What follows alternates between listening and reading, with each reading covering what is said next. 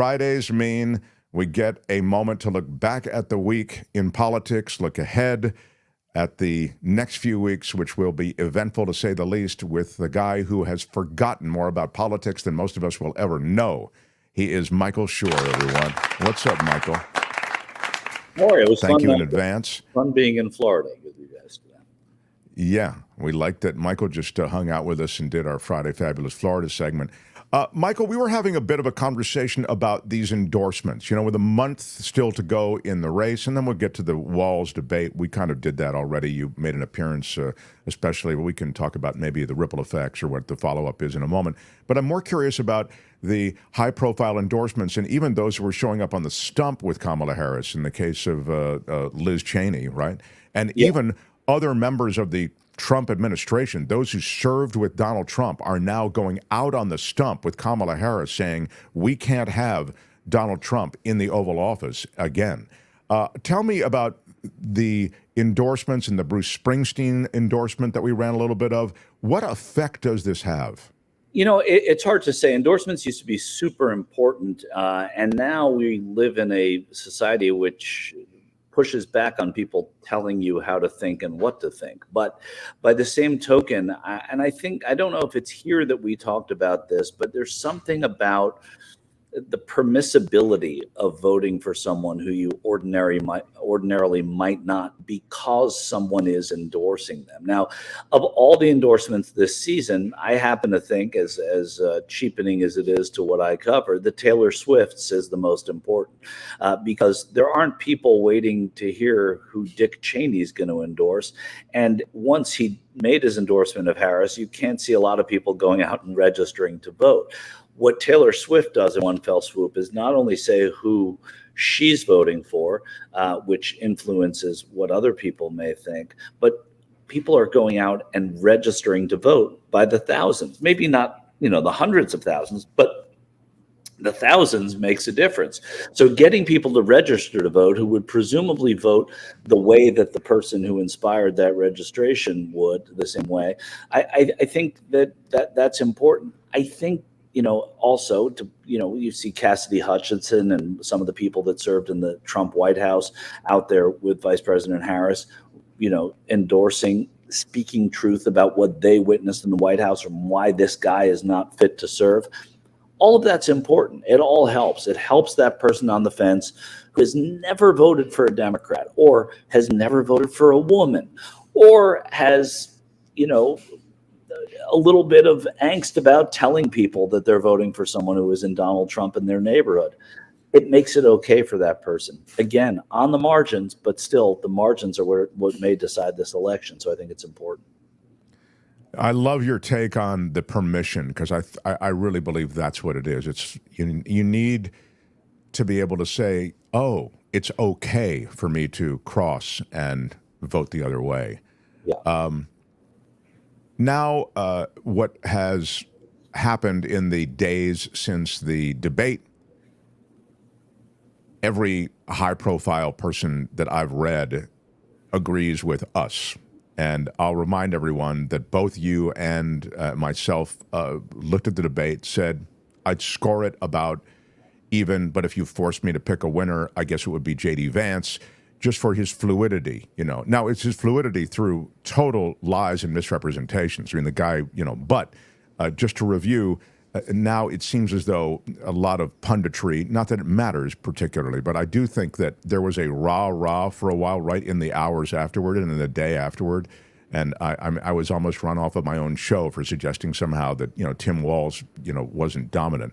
But Walz certainly had a great finish to the debate. I'm just wondering about the ripple effects. I mean, as I say, it seemed to be so close. You made the point that, unless something really eventful happens at a vice presidential debate, historically it has little or no effect. Yeah, and I don't think that anything historic happened here. I think Tim Walz got his stride a little bit later, and traditionally we would say, that means a lot of people watch the early part and then sort of fade off or go back to the baseball game or whatever else is on or whatever else they're doing. But in this case, I think it was a little different, because we're in 2024, and a lot of people don't take this stuff in live. They record it when they get back from dinner, when they stop watching the baseball game, they watch clips later, and those clips later, the first one you're going to watch most likely is the first one that's thrown at you, and that's Tim Walz at the end. So it kind of evens out in that way. Look, Walz wasn't dazzling.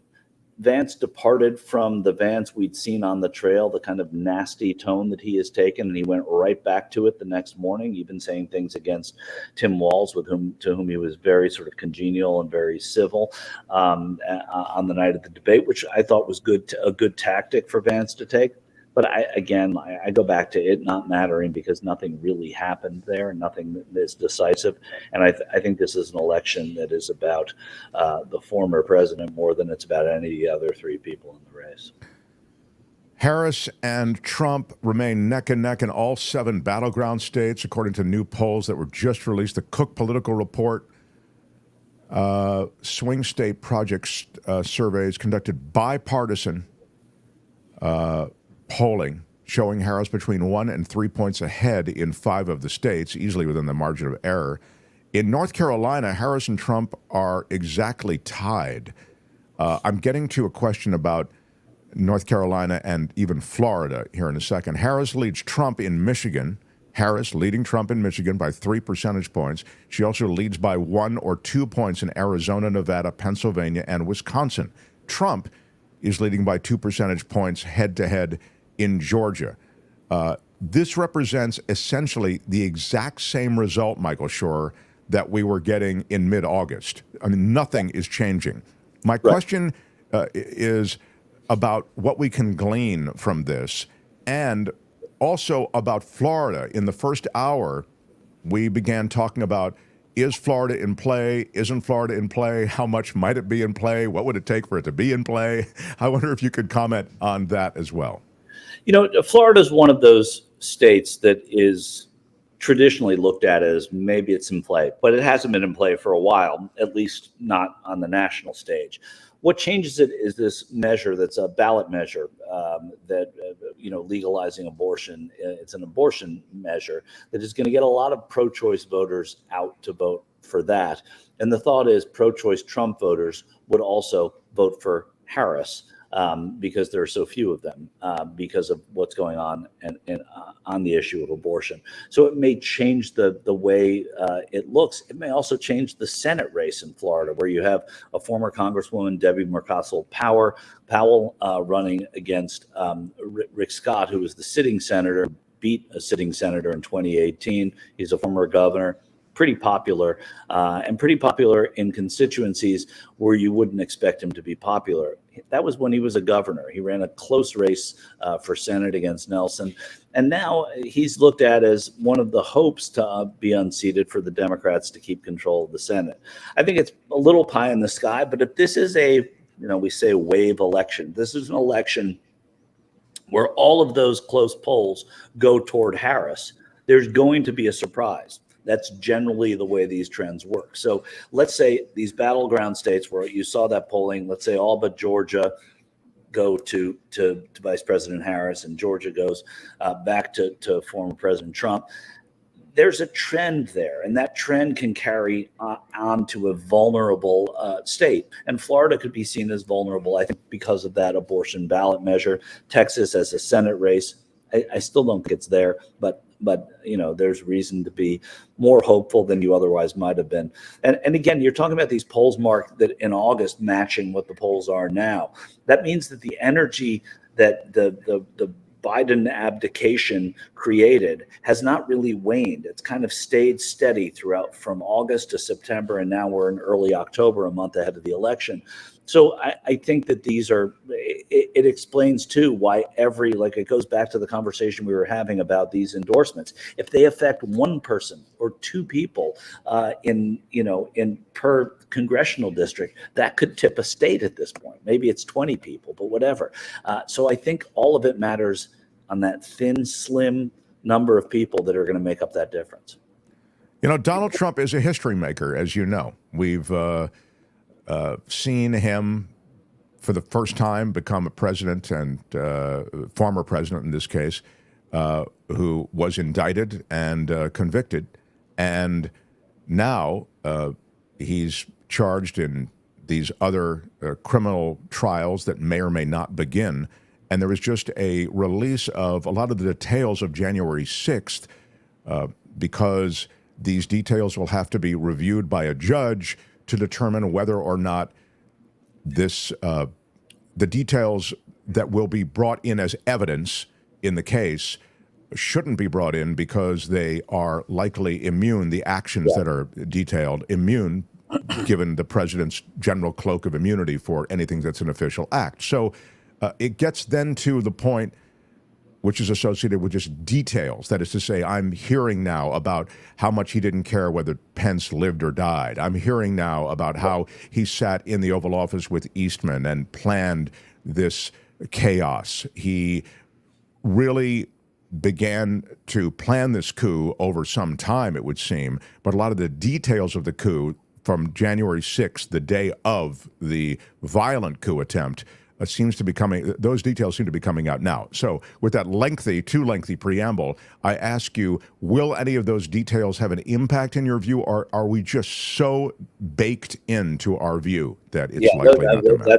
That's the right phrase. I think it is baked in now. I think we all know this. We've known it for a while.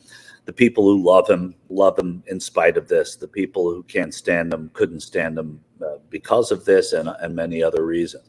I suppose, and again, for consistency here, that there are some voters who are trying as hard as they can to vote for Donald Trump, Republicans who want to vote for him so badly, but there's something preventing them from voting for him that may either sit it out or vote for Harris the more they hear. I mean, this is explicit stuff about what happened on January 6th that we hadn't known. I mean, we'd known basics of it, and we'd known kind of the idea, but this specific we didn't know.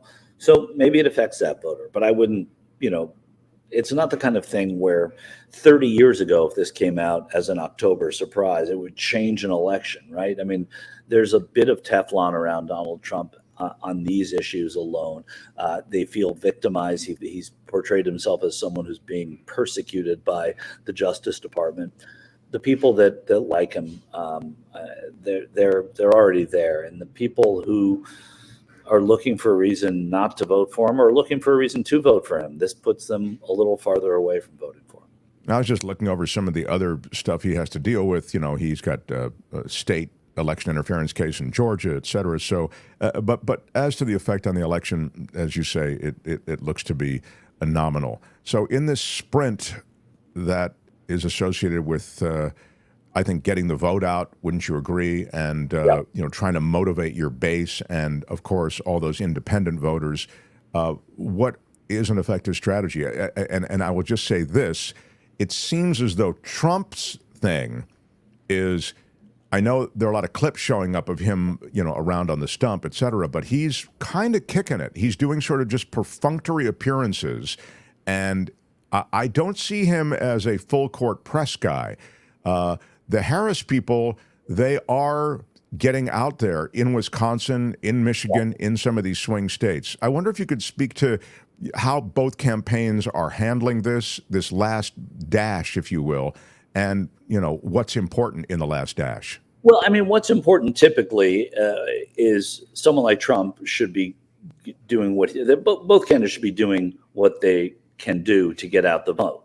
Trump has, we've had disasters affect presidential races before. Hurricane Sandy allowed Barack Obama to be the president and put his arm around Chris Christie in New Jersey and show bipartisanship and work and use the power of the office. Donald Trump, for his purposes, is using this Hurricane Helene in Georgia and his ties to Elon Musk and his ability to say, hey, we're going to put these charging stations in there. We're going to be able to get as much information out. We're going to be able to reach people. So he's former president, but being active with his people to try and do something to influence voters in Georgia in a kind of here I come to save the day way. However, this election, if Kamala Harris is able to win Pennsylvania, Michigan, and Wisconsin, it doesn't matter what Donald Trump wins after that in terms of these swing states. So I think that that Harris is in her blue wall. She's trying to get out the vote, like you said. I think she took a blow by not getting the firefighters union and the Teamsters unions to endorse, but they didn't endorse Trump either. But those are the kind of things that help to get out a reliable base and reliable constituencies. That's what Harris needs most. She also has catching up to do. Donald Trump has been on the national stage as a campaigner now for 9 or 10 years. That's not the case with Kamala Harris, and she's been a vice president, and she's been thrust into this role in the past 10 to 12 weeks, and those sorts of things take time, right? So her role, though, is absolutely, we need to get out young voters. We need to register new voters. We need to get black voters. We need to get as many Hispanic voters who have typically voted for Democrats to come back and vote for Democrats again. And we need to get our unions out. And if they're able to do that, then I think their campaign is confident that they can win this election. I have a couple of questions that are coming up in the chat. I'll get to them in a second, but I wanted, just because you mentioned labor, talk to you about what's happened. The dock strike has been put off now. There's been a pause in that dock strike, which was significant because that would have affected a lot of things in the American economy. It would have, I think, in a way, though, amplified the difference between Trump and Harris, although, Trump wraps himself in the moment, and he does it, just by proclaiming it, even though it's bankrupt of any kind of reality. In the case of labor, he didn't walk the picket lines with auto workers. Biden did. He set up a photo op with people who were non-union workers and implied that it was union workers. So that's now, though, at least backburnered until January. The situation with labor and the Democrats is an odd one because going back to Reagan, you had an undoing of support for organized labor by the GOP. Michael? Yeah. Well, there's also, our unions have historically been white male dominated, and white males are historically or currently found in the Republican Party. And there are a lot of rank and file union members. And, I'm surprised that they resolved this as quickly as they did. I'm surprised for two reasons. So, I'm surprised by two things related to it. One is that Harold Daggett, who's the president of the Longshoremen, is a Trump supporter, and he's an avowed Trump supporter. And I thought this was a power play to use this to destabilize the economy and hurt Biden and get Trump reelected. I mean, that's how you have to be a reporter and be skeptical of everything you see. And I'm not always, but in this case, I was. The other side of it is, now that it's been resolved, I was looking for a little bit of a victory parade or victory dance from the president and the vice president on this, that they were able to get, at least some influence through the Department of Labor to calm things down and get this cooling off period and get this negotiation. We didn't get that either. But these are the sorts of things with labor that if the union itself feels that their rank and file is not in line with an endorsement from that union, they're better off not endorsing. Union leadership usually knows that that the CEOs and the corporate people are found in the Republican Party, and the union members and their interests are best represented by the Democratic Party. That said, if you have a lot of Trumpers in your union, it may not be prudent to endorse the vice president, but not endorsing is tantamount to endorsing the other side. But again, we go back to your very first question today: how much do endorsements matter? I think this is an election where they don't matter that much. Quickly to the comments, Grady says, "How about Melania talking about women's reproductive rights?" I was suggesting, just to let you know where I am on this, that Melania, I'm not even going to say that she doesn't believe that, but I thought it was a strategic release of the information to sort of soften those who might have a dug-in view about the Trump administration. I'm sorry, I don't mean to be too cynical, but and it was also associated with her book release. So, yeah, go ahead. What do you think? These things do happen with book releases, but it doesn't make them. You can still take it for what it is, whether there's a book or not. I mean, she's trying to sell books, and I always think when you get the the most scurrilous or most scandalous parts of a book, and they release those. Well, I've already learned that, so I don't need to, not that I was going to necessarily read Mrs. Trump's book, but it doesn't make me want to read. It's like I've learned all I need to know now, that, where she stands and she differs with her husband. But a lot of Democrats were like, aha, right, there's division. She can stand up to him. But I thought it was helpful to Republicans. I thought it was helpful to people who might be terrified of Trump, women especially, who might be terrified of Trump, but see his wife speak up for being pro-choice, and that they can have a voice in the bigger Trump household in that way. So I thought it was, if anything, a little helpful to Trump. Well, I mean, again, you prove how smart you are because you agree with me. And Oh, that's exactly. you know what? If I could change my mind. Who is having that conversation? All right. So I'd also like to then offer you this question from Edward Lee, who gives us a $5 super chat. May you please explain this to me like I'm 5 years old? Why does the popular vote matter if the Electoral College can vote against the winner of the popular vote?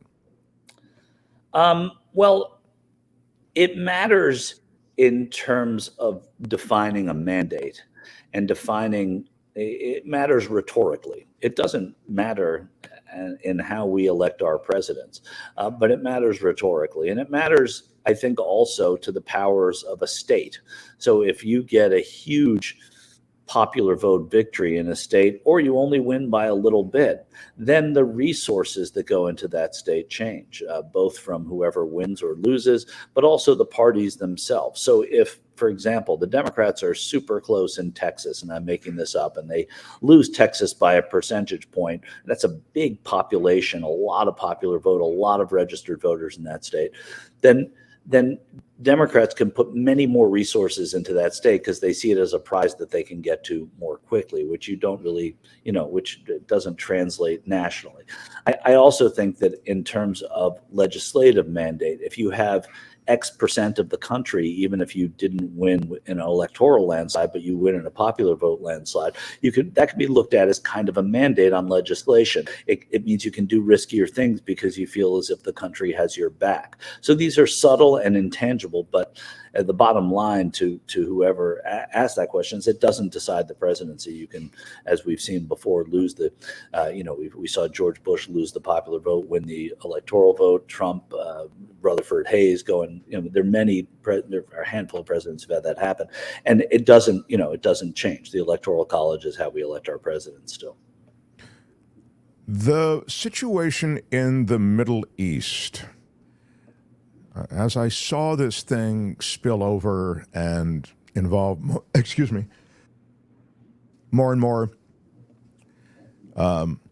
fronts, essentially, in a multi-front war. Yeah.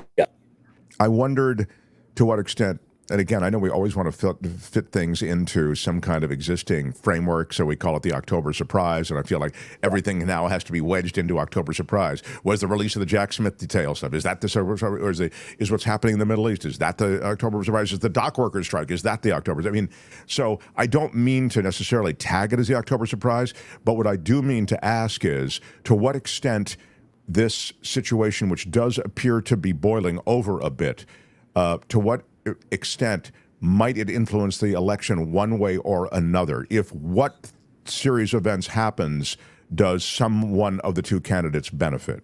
Well, I think that what you're seeing now from the Harris-Walz campaign is a really concentrated and apparently well-received outreach to Muslim Americans, saying that while America has been a good ally to Israel, a better than good ally to Israel, they're the only people that are talking about the Palestinians. They're the only people that are talking about the other side of this conflict. And yes, it's an awkward dance and it's imperfect, and clearly Israel is getting more pie than Gaza is, and than the Lebanese and the Iranians and whomever else. But what I think, and that to that end, it gets the Democrats out there to constituency that is soft but important, because they're very prominent in Michigan, they're prominent in Wisconsin, they're somewhat prominent in Pennsylvania, And so this gives them an opportunity both to, to have President Biden, as he said today, say that I have been the best and this administration has been the best on Israel, just because we are not talking about just because we are talking about the other regions of the world doesn't mean that we're still not a friend to Israel. So he played it well there. So I think that's what this is. I don't see this as a surprise. The longshoreman strike, had it gone on, that would have been a little bit of an October surprise because it wasn't something that was in anybody's calculation. People, again, have this idea of what's going on, these conflicts around the world. That's already in the calculation here as to who I'm going to vote for, they're going to vote for. So I do think that this doesn't ring true, but it's an opportunity that Democrats are now seizing where they think they have an upper hand here. And so we wrap up our conversation with you, Michael Shure, unless there's something else I didn't see, guys. I will excuse the witness.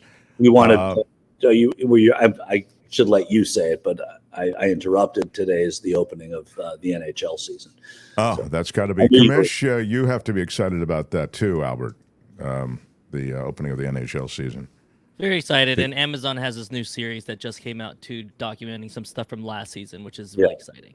Yeah, so the whole what was the HBO? HBO began it right when they did Hard Knocks, and now every sport's got a Hard Knocks. Tennis has it, hockey has it. It's a hard knock life, Mark. It's a hard knock. Thank you.